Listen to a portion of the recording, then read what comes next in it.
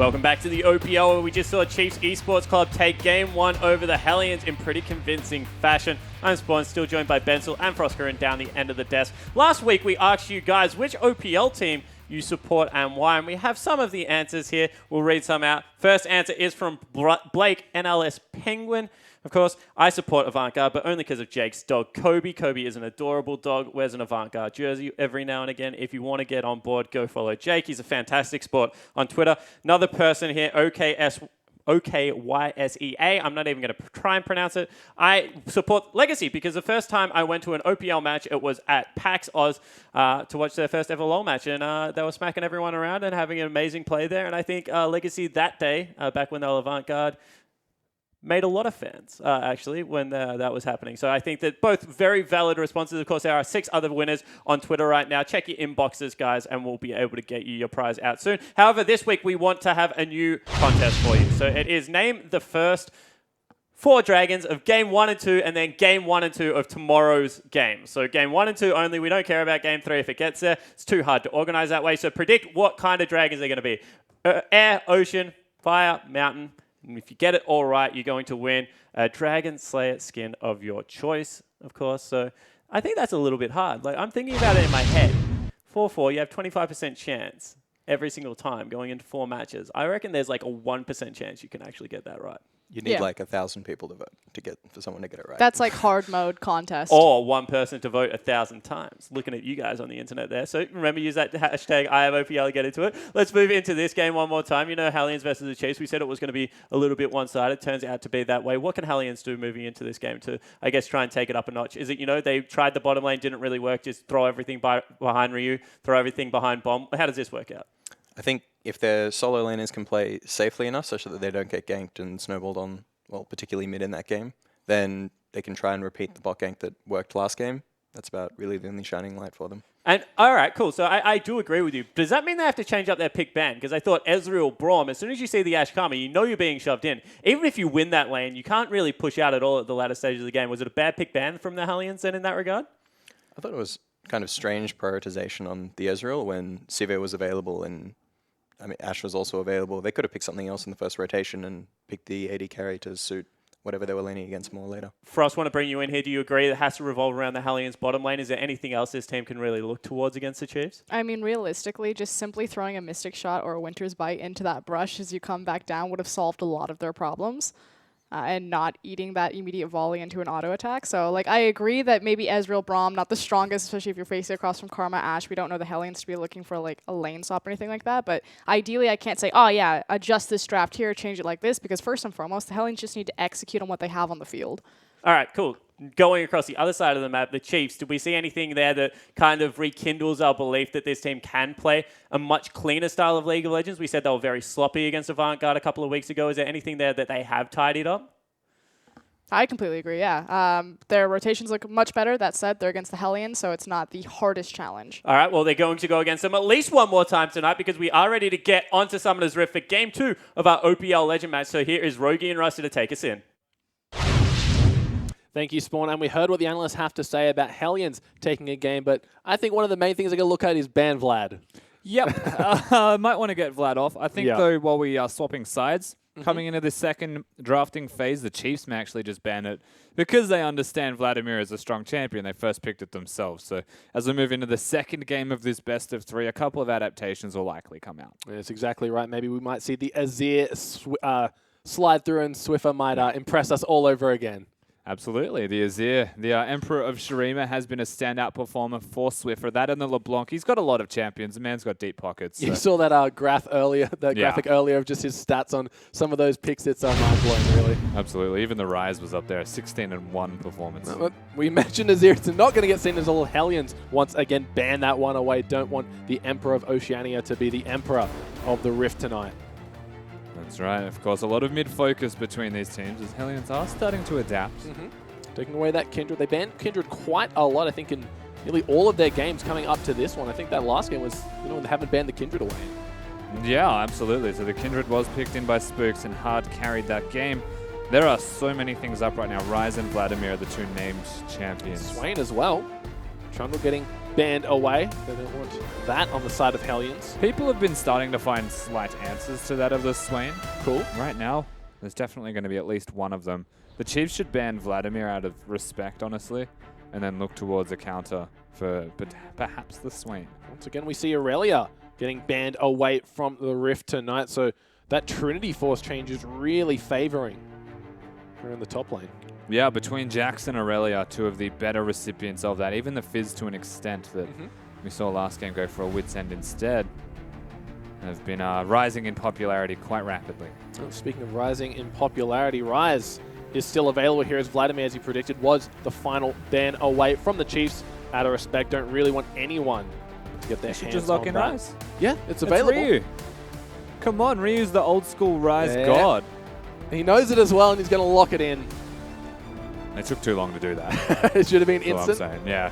There should be a very obvious response of that in particular from the Chiefs. Yep, locking in that Swain immediately. You mentioned people know how to play against it a little bit better. Still doesn't mean that they have the easiest time in lane. Rek'Sai following that one up for Spooks, as the Kindred was banned away. Yeah, so Impaired might default to something like his Echo now that the Rek'Sai has been taken from him. I think it's entirely likely that we'll see something like that from Impaired, unless he looks towards Maybe Nidalee? perhaps the Nidalee, that's right, one of the other champions that he can excel on. From what the Chiefs have locked in so far, we're looking at a Swain Rek'Sai. Lots of frontline threat, lots of early pressure from the Rek'Sai in late game scaling tankiness from what you would assume is Swiper. Sure. Someone that's definitely been playing a bit of Swain. And I'm still not sure if it's Rise mid or top because they can flex that here on the side of Hellions. We'll see what Hellions answer with so far. They look like they want to get that Bard and Lucian. So Lucian still one of the best AD carries in the game. Just that mobility and upfront damage, always a great thing to trade off the range. Yeah, and speaking of Trinity Force, we've seen a couple of people looking at that potentially on the Lucian. I think only Raze has played it so far, but always worth looking at because it's strong on him at the moment, honestly. He already gets the Rage passive from the Black Cleaver, so we know that Rage is good on him. So Sheen has always been useful. I remember back a while ago when Lucian had those ridiculous dashes that reset off his double shot, buying Trinity very early on. But No, the ice skating Lucian. yeah, that was it. And Bard for Luna here. So they have a way of locking down the Swain, but not dealing with him. Yeah, and of course a low-range AD carry in Lucian, a stand and deliver style champion in Rise as well, means they are susceptible to a lot of potentially either engage or disengage. There goes the Soraka. We've seen this quite a lot out of Ej in this split so far. Wonder what they'll couple it with in the bot lane.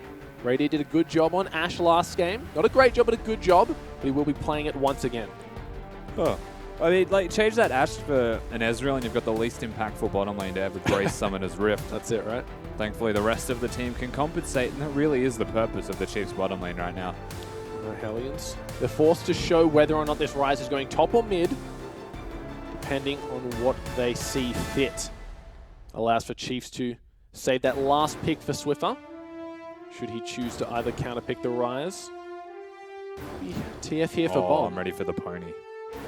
Twisted Fate Hecarim. Ooh. Lock it in, Eddie. They got 20 seconds to That's make your dreams come true, Rusty. Detective $1 million. Rusty saw the ghost change on Impaired's summoner spells. It's the only reason. I'm not a genius. I just saw the ghost. Like, What your perceptive skills could have been paying off for you right now, Rusty, and you could be going home a millionaire.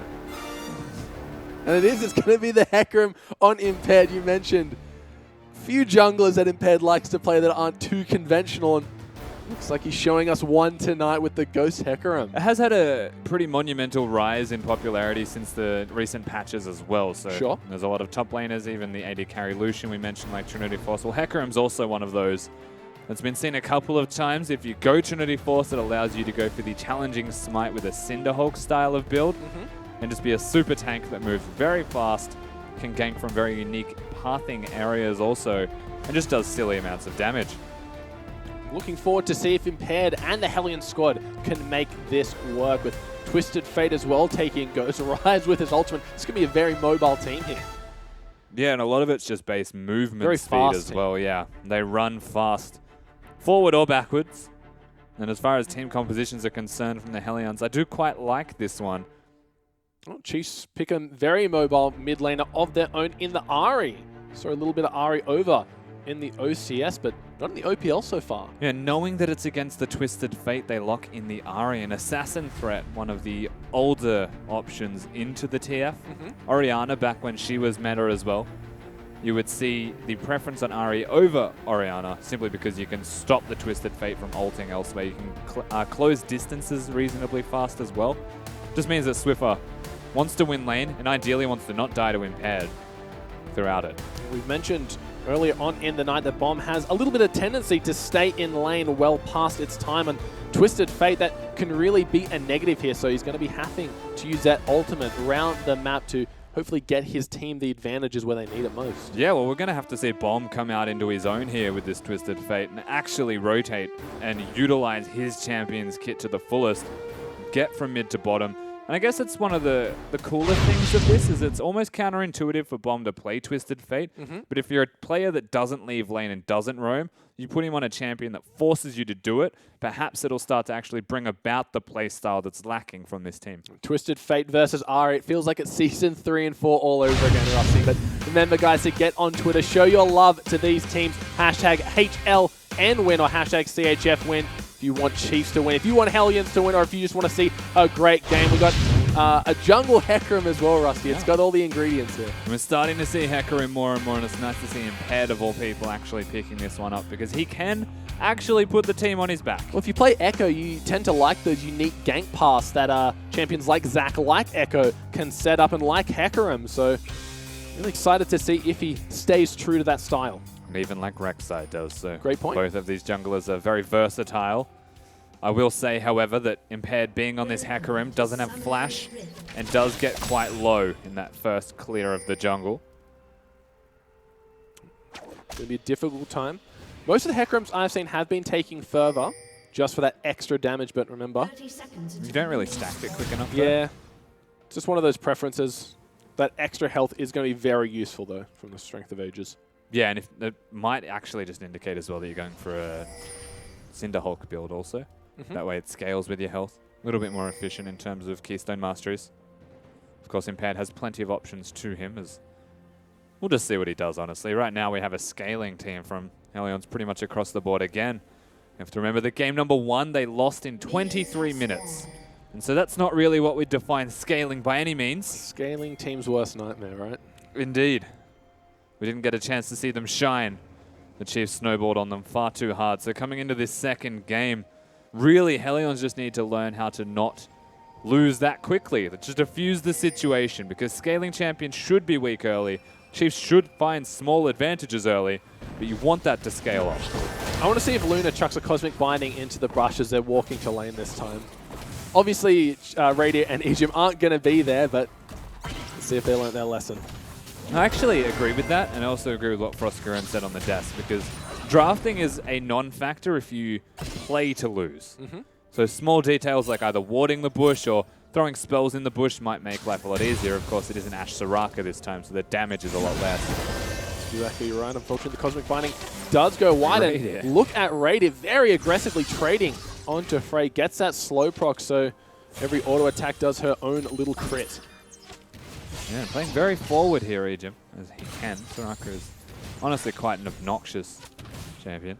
We see the first entry for the contest at Ricky Dean King, predicting it's going to be Infernal, then a Cloud Drake for the first series of tomorrow. So good luck, mate. Well, based off my solo queue right now, I agree with him. Cloud Drake all the way. Yeah, that's it, right? All 4 games, clouds. It's always sunny on. It's always cloudy in Summoner's Rift. Better than fiery. It is true. For the combatants, another great Cosmic Binding from Luna's Bard here as we just see this bot lane doing a good job. The first gank of the game. Flash is actually in courses. Ryu to get out of that one. But Spook's burned his flash as well.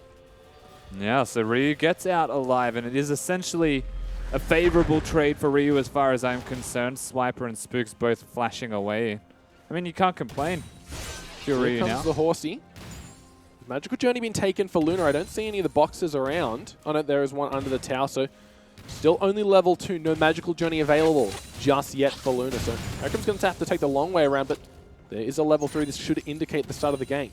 It might be a magical journey gank that he's looking for.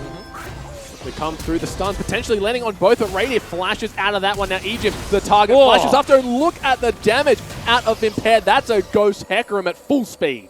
I will say that was a mistake from Egypt for one particular reason, and that is that if you flash as the Hecarim is charging you, you don't take most of the damage. Well, Ryu with no flash available might be in a little bit of trouble. Spooks tanks that one out, gets hit by the Nether move. It might be a 1-for-1 here, but First Blood goes over to Swiper. Yeah, so they get the kill. Swiper also has the laning presence still about him. But the Rek'Sai does go down. The flash being burned from earlier. Might be a little bit disappointed in that one there. Still, Swiper does have that CS advantage over here. And another entry here. Looks like it's going to be Cloud, Cloud, and Cloud. So lots of clouds. 4 clouds to be seen, which means you have to remember, for our previous entrant, you need to guess all 4 Drakes. Games 1 and 2 from both series tomorrow, not just the first one. It's a great point to make. Got to be very, very lucky I to agree take with home him this as well. one. 4 clouds. Nothing but clouds coming up for the foreseeable future on the OPL Summoner's Rift here, as both the bot lanes just trying to get their poke in when they can. But when you're against Soraka, you take what CS you can get and not really complain about it. Yeah, Soraka is very much about diffusal of laning phase. Mm-hmm. And speaking of diffusal, Bomb's just sitting back throwing Qs. He's not actually feeling confident anymore because Spooks has shown his head in this middle lane. Last game really felt the pressure, even on the Anivia. Didn't have that cleanse. Not taking it this game again. With Radiant, with Charm, Never Move, Enchanted Crystal Arrow. Questionable maybe, Rusty. So from the looks of it, and there was a ping very early, it seems like Hecarim had counter-jungled Spooks. They pinged exactly where he was. Okay. So they knew where he was going to be. And if he gets a gank off right now, it's actually just a big mistake across the board from Helion's. He could only be on one side, and that's either bottom or mid. And look at how cautious the bottom lane is playing. Spooks is here, though. Might be in a little bit of trouble. Pops the Ghost, should be able to get out of range of the Unburrow, and does so. Good work being quick on his fingers. Doesn't have to burn that longer cooldown of the flash. It's the lower cooldown of the 2 summoner spells, that is true. But he also had to burn the summoner spell, positioning himself a little bit too forward. Spooks was looking to recall. And then Bomb presented an opportunity that he couldn't say no to. Gets a Ghost for his trouble. So far Spooks doing a really good job. Impaired, we saw him in the bot lane. Of course, one last entry we see. Infernal Cloud, Infernal Mountain. Coming out from Andrew here. So mixing it up a little bit. Yeah, he's taking a real gamble with that one. Good luck. I think we all need luck. I think Spawn even said it himself. It's close enough to 1% that you're going to have to be a madman or a genius to get it right. Could potentially happen here. Both teams, though, still dead even in gold. Is still very early. Laning phase. Have seen both the top laners go back. Ray picking himself up the tier while Swiper goes for that early catalyst. And it is good to see Ryu playing the Rise.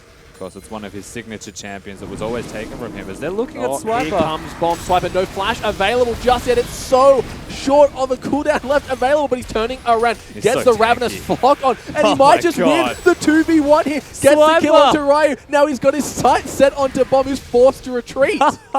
Oh no. Oh, one does not simply gank as Swain in a situation where he is at a 1v2. Has the catalyst picked up. Swiper gets the kill. That's something that you should never see happen. Oh, he's not done yet. Forces a flash out of Bomb, though. And now they trade summoner spells. Swiper has turned this completely upside down. The Chiefs are now massively ahead simply from control in this top lane. Well, Spooks might want to get on Impaired. Here is Swiffer over the wall. Can the charm land? He's saving it for the right moment. Not going to hit it. Still has a few Spirit Rush charges left, but Impaired gets away with his life. Plays Ring Around the Rosie with them. Instead of using his ultimate, actually just decides to walk in circles, then uses it. But they get out, and it was the Ari ultimate expended, but no summoners burnt. If the charm connected, Impaired was very dead. So whilst he was doing circles, he still dodged it. Still had that Ignite available, so there was definite kill threat here. But unfortunately, Bomb's first ultimate gets diffused by Swiper Swain, and Ray really feels the pressure now in this top lane. Yeah, right. Ryu is actually the struggling factor. 2-0 Swain. speaks unspeakable problems that Hellions are going to be facing as they get towards any kind of team fighting scenario or even skirmishing involving the top laner. Teleport is still up for him as well, so they could look towards a power play, force the Drake, utilizing him right now. I'd be surprised if they don't force something. Radiant has hit level 6 as well, so they have that Ashe catch available. Should anyone overstay their welcome or step a little bit too far up the lane, but as we see, both junglers are positioned on the top side of the map right now, so not valuing this Ocean Drake too highly. And disappearing to do the Gromp as well, the Chiefs. I don't think it's because their laning phase is struggling by any means, but it's also them disappearing from the map. Funnily enough, when someone leaves lane, Especially as an Ashe. Yeah, and your initial thought is actually push the lane away from them so that they get lost or denied minions. It also sometimes just causes you to then put yourself into a pushed position. Bomb's respecting because, yeah, they also are invisible on the map. And when an Ashe is in spawn, it's a higher percentile that the arrow will connect because of the angle that you're throwing it down the lane instead of across.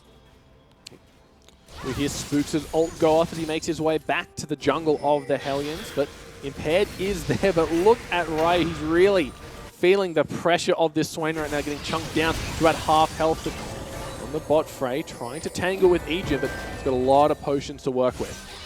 Yeah, Ejim's doing well to stay healthy considering how forward he's trying to play. And yes, Frey's able to take it to him. There's the stun, the culling comes out, Luna blocks the ulti, but where is the damage coming from out of this Chief squad? And it's non-existent as the kill comes over Frey.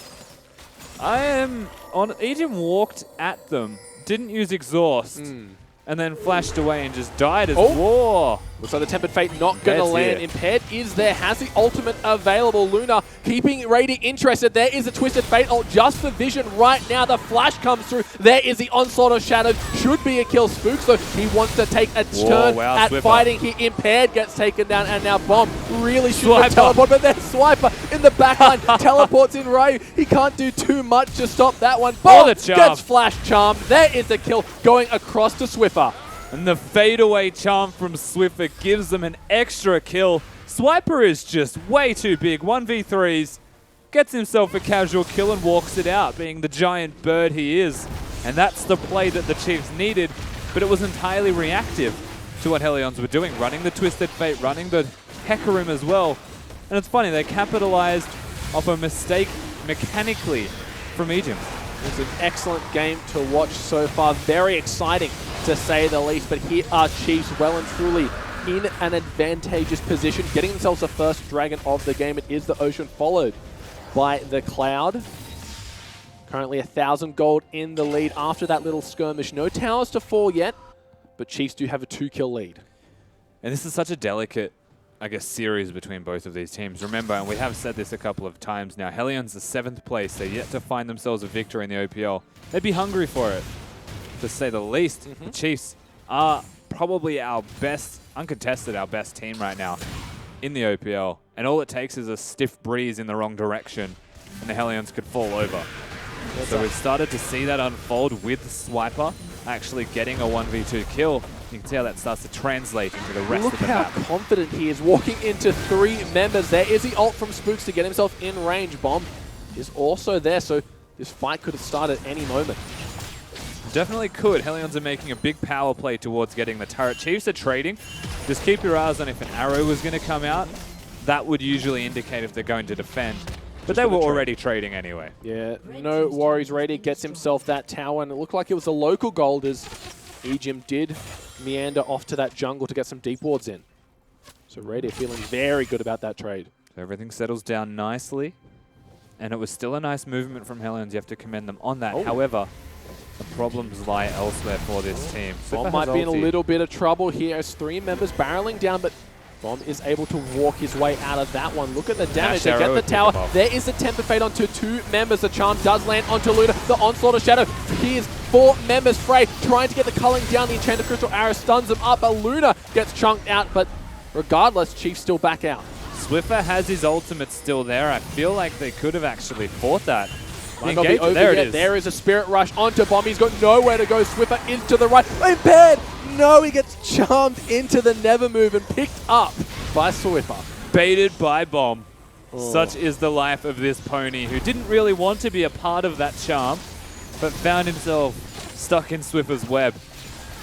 Goes down, and that just means more turrets are starting to fall here. And this is disaster, honestly, for Hellions. Chiefs get themselves their third tower, 2 of that being in the mid lane. So 2 of the most important towers in the game going down very early, only 13 minutes in, and what was a 1,000 gold lead is now spiraled into a 4,000 gold lead. Chiefs making their impression well and truly known on the map tonight.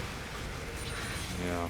Give an inch, they take a mile. And we have another tweet, of course. If you know if 4 Cloud Drakes spawn, then a lot of people are going to win. Yeah, that's it, right? Myself included. Oh, yeah. Cloud Drake for the win. Actually, it's like Cloud Drake sympathizers, really. The worst of the Drakes, the highest probability to spawn. That's how that works, right? that's how a lot of people are perceiving it tonight, Rusty, I'm sure.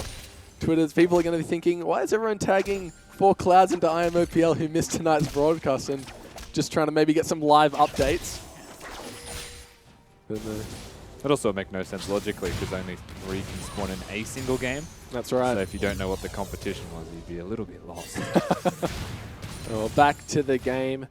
Hellions really feeling the brunt of Chiefs right now as they've just been barreling down whichever lane they should choose, clearing out the wards. This could potentially be the start of the undoing for the Hellions right now. Legion might be in a bit of trouble here. There is Bomb's ultimate. Another charm onto Impaired forces him to run in the wrong direction, and the TF ult fizzles out. Yep, bombs at the Raptors. So the bottom lane's got Swiper, who has teleport. They need to send Ryze down there soon because Bomb doesn't have his ult. But look at the mismatch right now with lane assignments. This is an opportunity for the Chiefs to make a big map play if they can get it done. He gets spotted out, but it might not be enough as Luna gets hit by the ulti, then gets snared, then gets knocked up, then gets taken down by Spooks. Yeah, 4-man army strong here from the Chiefs roster. Out of position, to say the least, as the Hellions, and it all started with that lane assignment. Hey, at least Bomb's not mid. That's always a positive, except that his team is now starting to die, and he's up against a Swain. Well, there's no one in position apart from Frey to try and stop this Chiefs aggression in the top lane. There should be another tower, the 5th of the game for Chiefs going down here. Look at Frey, he's just sitting next to the inhibitor. Yeah, once again, the Chiefs, whilst it was Hellions to initiate the first movement around the map, when the Chiefs know that they're ahead, they start to make plays like this. Whether right or wrong, they will still try to make these plays. And against the Hellions team, it's absolutely working out as that gold is skyrocketing. Definitely paying off for them right now as Swiffer going to be going back, picking himself up a needlessly large rod. Sorcerer's boots as well on top of that Morellonomicon, while Bomb, his Rod of Ages only just started stacking, currently on 2, where the other rower champion, Swain, sitting on 8. And Ryze at 0 as well. Oh, no. Look, we called them a scaling team at the start of this game. It is 16 minutes in the game, and I feel like the Chiefs have already scaled. You know, about maybe 1,000 gold off their big second items. They're all going to be very content with team fighting and forcing 4 objectives around the map now. That's something that the Hellions really just don't have. And we said in the first game, at a point where the Baron was taken, that it's going to require flawless movements from the Hellions. And it feels like at 17 minutes in this second one, the Hellions make a mistake. It could actually already just be lights out. 6,000 gold is a deficit to really fear right now as Hellions are losing more and more control of the map whenever Chiefs see fit. Getting those deep wards down. Spooks just taking all of the jungle. Really struggling to find their footing. Yeah. And it starts with the jungle, invade deep vision, place down wards and try and find where they are, then just take the free objective. There it is. If this happens with the Baron in 3 minutes or 2 minutes from now, then I'm not sure what Hellions are going to do to answer. Frey takes one look at Swiper and thinks, no thanks, I'm out. Someone else can deal with that in the top lane as Swiper is huge. He's a big old bird. He's a big old bird. That is true. There's 2 minutes left on that Rift Herald. No one really deciding to go for it just yet tonight. I've been seeing that a lot, but a lot of people in that bot lane. Impaired might have been caught out. Another charm lands, but luckily he's got those base gates to go through. Swiffer's really hesitant to use his ult. Ooh, a good flash by Ray avoids the enchanted crystal arrow, but there is the Spirit Rush, gets the charm down. Will it be enough? One more Spirit Rush followed by the flash secures the kill. And Spooks was just sitting there casually tanking the turret for him. Raider and Swiffer doing a lot of damage right now. Ejim's got the heals, so the tank will still be a tank. And it all comes down to the charm. Does the charm hit? Does the arrow hit? Follow it up. That's it, right? Another tower goes down in the name of Chiefs as every single lane they get their sight set on the structures just crumble. That is every single outer turret and inner has been taken down. Only the inhibitor and nexus structures remain. So Chiefs, they really have free control of the map. A minute onto Baron, and I wouldn't be surprised to see them get it. Well, they've already pinged it, so they're definitely looking towards it. At least the Rift Herald. I don't think they'll actually get there in time for that.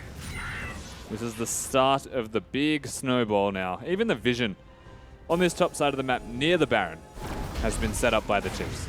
But they really want to get this Rift Herald before it does spawn. It's just another advantage that they can take. And here is Radier and Ejim. Racing the clock, I suppose. Swiffer making his way over. They are racing the clock. It's going to be very, very tight to get this one, but now the damage is really coming out. A few more eyeball shots should be enough, and there it goes. Rift Herald does die, giving that over to Spooks. And that is, as far as Rift Heralds go, quite efficient. Ooh, nice sidestep by Bomb. Arrow goes wide down the map. Yeah. Sure, he realized how close he was to death as Spooks takes away the blue buff. Impaired, running for his life as Ejim, feeling the pain of being a Soraka trying to pin someone down. And it's hard, because not to discredit the Hecarim by any means, I still think it's a good jungle pick. It's just being ran around the map. Every single time something's up, it gets stolen. They're always one step ahead here, the Chiefs. Really not giving any chances to let their opposition back in this game. It's a stranglehold that they're not letting go of. And no one on the side of Hellions, no, maybe even a no combo right now can deal with Swiper. He is so damn strong, having just finished that Spirit Visage. It'd take 5 people, and it'd have to have Frey there. Yeah, and he would probably still trade in the end. Well, he has the Executioner's calling. He's the necessary member of the team. I actually think, I don't even know if it's Swiper or Die.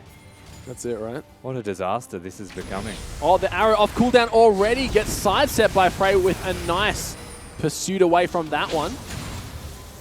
Just throwing these ultis off cooldown, trying to make a pick to result in either the Baron or an inhibitor play. Yeah, well, level 11 is Raider right now. The same level as Ryu on the side of the Hellions. And Swipe is 14, and here we go. We had this theory set up. The Ignite goes down. All members are here. 5 versus 1. Get him, Swipe do it. He's still alive. No, for the shutdown goes Spooks. Didn't really want to follow that one, but the rest of Chiefs are here, and now there is the Tempered Fate onto Radier. What can they make happen here? The stun goes through, the gold card comes through, but Egypt trying to keep his carry healed up, Rise doing what he can. Impaired gets another one now. Spooks in full retreat, gets the tunnel off despite the stun. Good catch. Yeah, 2 big picks. Swiper goes down. It took a little while. It took almost long enough that the Chiefs rotated. Raider also getting hit by the Bard ulti, so well done from Luna to lock it down. And Hellions show bits of resistance. There are signs of life still in their beating hearts, but it's getting pushed to the wire for these guys. Proving that gods can bleed here as Swain does actually fall. We mentioned it was going to be a hard task ahead, but they proved us wrong. Oh no, the re-engage. 1 knock up on to Impaired, but he's been eating charm after charm, and it stays true right now. Swiffer should be securing himself 1 more kill. There it is. Arrow's Here comes on. the ulti from downtown. No one gonna hit. Ooh, Frey just narrowly avoids that one. At the last second, he's like, oh, better dodge that one. He does. Impaired's dead. That's their jungler. That's their smite gone. On that cue, Chiefs are going to start up this Baron. Yeah, the startup. Remember, they've got a Soraka, so even if they take a bit of damage from this, even if it takes a while, they're going to be reasonably healthy. There is no availability for the Hellions whatsoever. No, after losing that Hecarim in trade for the tower, they have to give up the Baron now. Baron empowered minions and a split pushing Swain.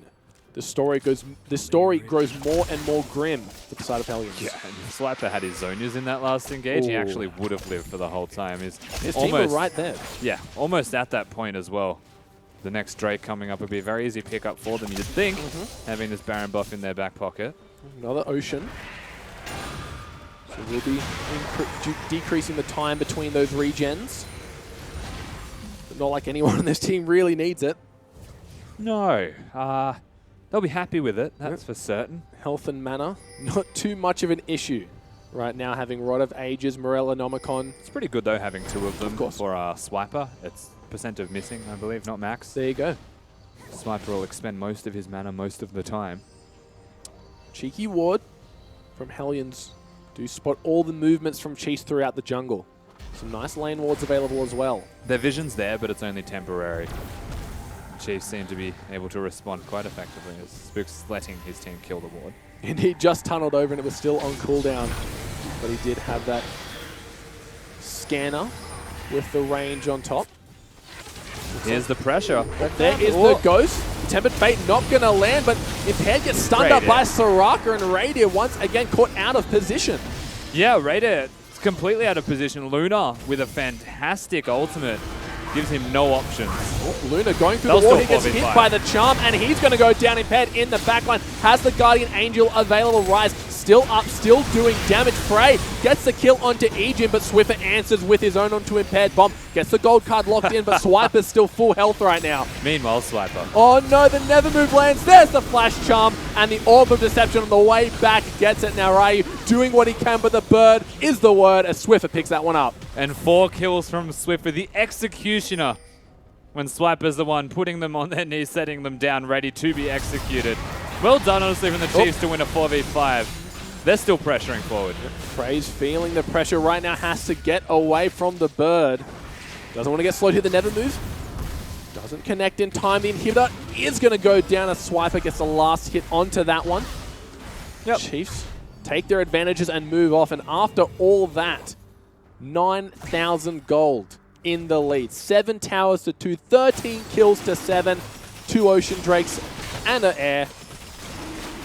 Chiefs feeling very, very confident right now. Yeah, they've still got that. I think the Baron buff's about to time out for them, but they are still set up for success from here on. And it just goes to show, Raider, 0-3-2, gets caught out a fair bit, honestly. Isn't playing the best League of Legends that we've seen from him. But Swiffer's 8-0-2. Like, the rest of the Chiefs, their top half of the map, still absolutely putting in work. And that's the importance of the bottom lane right now. Throw the arrow. Give Soraka heals. Just do your part to win the game, and you'll see it start to happen. On the side of Hellions, it feels like role reverses right now. Frey sitting on 3-1-2, has the Lucian build fully completed, got himself that QSS should any of those Ashe ults be aimed his way. Bomb finished up his cooldown reduction. Yeah, Still stacking that roller. The Ari charm and everything. Like the QSS is a necessity. Yeah. For Frey. Raider needs a little bit more than that. He needs a Banshee's Veil, probably. Swift has still got that Baron buff, actually, as they're making their push onto this top lane. Mid lane minions are moving through now. There's a Tempered Fate. Nope. Misses everyone. Does hit the minions, buys them some time, but they're just going to go back in as Frey. The QSS coming in huge, but Ryu just going to get taken down. A few more attacks due to the shield, so there is the Hecarim on the backline, fearing 4 members, but it's not going to matter. He doesn't have the damage to finish it off as Swiper picks up that kill. Swiper's not done, I don't think. That's going to be at least 2 inhibitors taken. They're just taking everything in their sights right now. All your base are belong to Chiefs as they finish this one up. 27 minutes.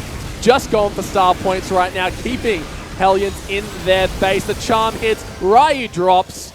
The last Nexus tower falls, and the inhibitor, Nexus, shortly after.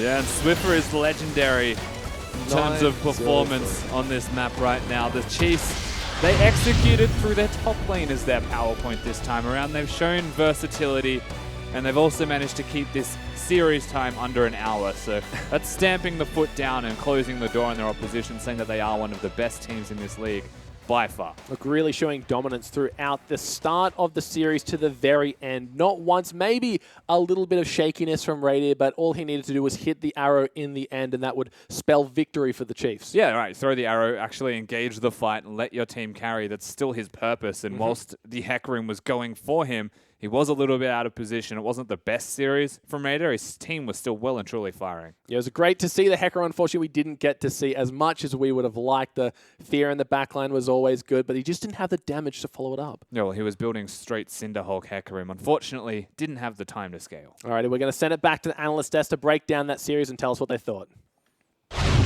Thanks so much, Roki. And I think that what we're thinking here is very similar to your train of thoughts, that was an absolutely one-sided affair put on by the Chiefs versus the Hellions. And this time, I don't even know if, like we said, maybe draft can go either way. Hellions got their best comp on paper, I'm going to say. I mean, Bombs, Twisted Fate, Ryu on Rise, something that he was like, that was a coveted pick for him. And even Impaired playing more of a carry-oriented jungle, they just couldn't get it done. Yeah, and we said this at the beginning that it didn't really matter what Hellions drafted.